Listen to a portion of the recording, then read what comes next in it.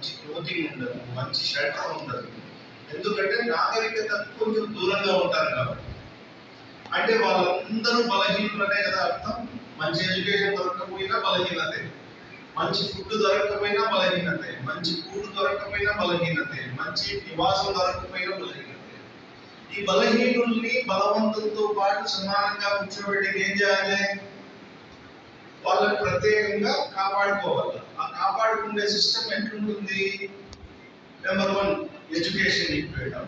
Number 2 వాళ్ళకి కావాల్సిందే మనుగడ కోసం కావాల్సిందే ఉద్యోగ అవకాశాలు కానివ్వండి, నిలదొక్కునే అవకాశాలు కానివ్వండి కల్పించడం. దీనికోసమే కాన్స్టిట్యూషన్ లో ప్రత్యేక ప్రావిజన్స్ తెచ్చి షెడ్యూల్డ్ ట్రైబ్స్ కి రిజర్వేషన్స్ కూడా ఇచ్చారు.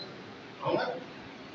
ఈ రిజర్వేషన్స్ ని కల్పించిన తర్వాత వాటిని వినియోగించుకోవాల్సిన బాధ్యత అయితే మన మీదనే ఉంది. చదువు అనే ఒక పెద్ద ఇన్స్ట్రుమెంట్ ద్వారానే దీన్ని సాధిస్తుంది.